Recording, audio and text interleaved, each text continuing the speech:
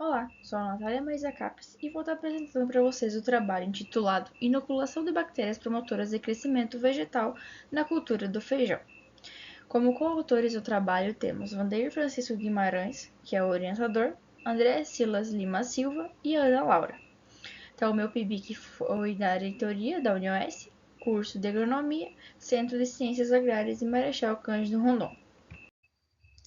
O emprego de bioinsumos na agricultura tem crescido safra após safra, impulsionado principalmente pelos benefícios diretos e indiretos que contribuem para o melhor crescimento e desenvolvimento das plantas, no nosso caso, feijão.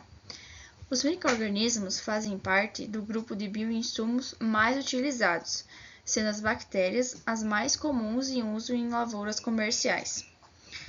Um desses micro-organismos são as bactérias do gênero Bacillus, que são muito utilizadas.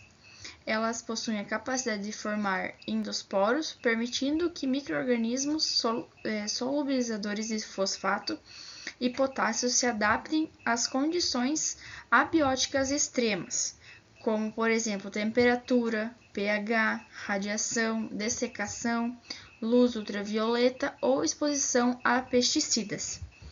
Também são conhecidas por atuarem na tolerância das plantas a déficits hídricos, impulsionadas principalmente pelo estímulo ao crescimento do sistema radicular das plantas. Na busca por altas produtividades, atrelada à crescente demanda por alimentos, o uso desses micro-organismos produtores de crescimento vegetal, utilizados de forma isolada ou conjunta, torna-se uma alternativa viável. Então, estudos que visem melhorar esse entendimento dos micro-organismos planta, que expressem vantagens dessa interação, são importantes para contribuir com os avanços científicos na área, dar subsídio para novas pesquisas e para a adoção técnica pela cadeia produtiva, tornando o sistema agrícola mais viável e sustentável. Então, considerando os aspectos apresentados em relação à promoção do crescimento vegetal com a utilização dessas bactérias fixadoras de nitrogênio e promotoras de crescimento, como elas contribuem para o crescimento e desenvolvimento do feijão, resultando em aumentos na produtividade. Então, um dos principais objetivos desse trabalho foram avaliar os aspectos morfológicos, fisiológicos e produtivos do feijão, inoculadas com bactérias promotoras de crescimento vegetal, avaliar a promoção de crescimento e as trocas gasosas de plantas inoculadas com bactérias promotoras de crescimento vegetal. O experimento foi implantado, então, na Estação de Horticultura e Cultivo Protegido Professor Mário César Lopes e no Laboratório de Fisiologia e Fitopatologia da UniOeste, campus de Marechal Cândido Rondon. O experimento foi realizado em DBC, com 4 repetições e 10 tratamentos.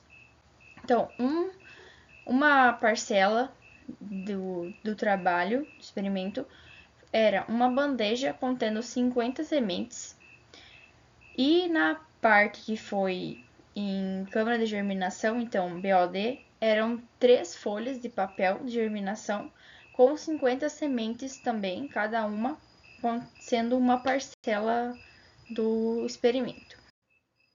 Então, como dito anteriormente, o experimento possuía 10 tratamentos, sendo T1 controle, sem nenhuma inoculação, T2 Azospirillum brasilense, T3 Terribacillus sp, o T4 Pantoia ananatis, o T5 Pantoia eucrina, o T6 Bacillus sp, o T7 e o T8 foram Bacillus licheniformes, cada um extraído de um solo diferente, o T9 Bacillus subtilis e o T10 Bacillus zangzoensis. Então, no experimento na câmara de germinação, que foi realizado em BOD, foi realizado uma análise, que foi a primeira e a segunda contagem de sementes germinadas. No 5º dia foi feita a primeira contagem e no 9º dia a segunda contagem, conforme método da RAS, que é a regra de análise de sementes. Já no experimento em bandejas, foi analisado teor de clorofila, área foliar, número de raízes, o número de folhas, o comprimento da raiz, comprimento de parte aérea, diâmetro do coleto, índice de área foliar, massa seca de parte aérea, massa seca de raiz, razão raiz parte aérea e massa seca total. Todas essas análises foram analisadas nos 14 dias após germinação das sementes.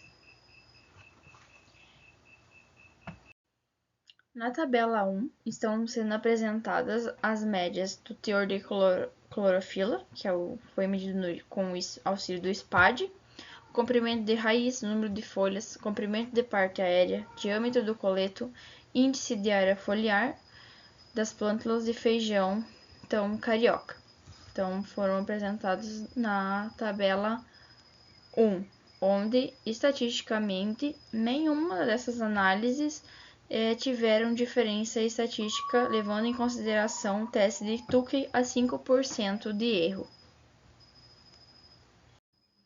Na tabela 2, apresentamos os valores as médias, então, de massa seca de parte aérea, massa seca de raiz, razão raiz parte aérea e massa seca total, na qual a massa seca total das plântulas de feijão carioca em início de desenvolvimento, em função da inoculação das bactérias, foi a que deu diferença estatística, sendo o tratamento 10 o que foi o melhor, que mais as plântulas inoculadas com o tratamento 10 foram as que melhor se desenvolveram no quesito massa seca total.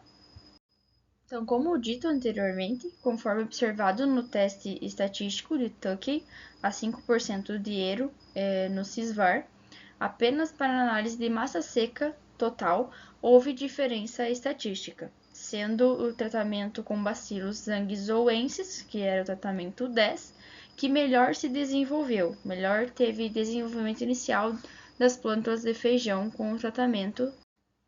Então, com esse experimento, se conclui que plantas de feijão cujas sementes foram inoculadas com bacilos zangizouensis, ou seja, tratamento 10, apresentaram um maior desenvolvimento inicial, resultando em maior incremento de massa seca total, sendo que essa bactéria promotora de crescimento se destacou em relação às demais, promovendo o crescimento inicial em plantas de feijão.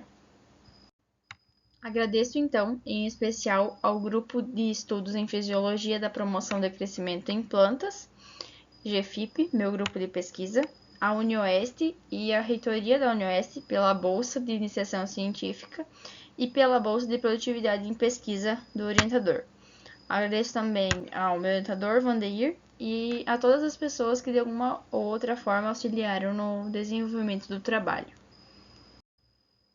Algumas das referências utilizadas no trabalho. Muito obrigada pela atenção.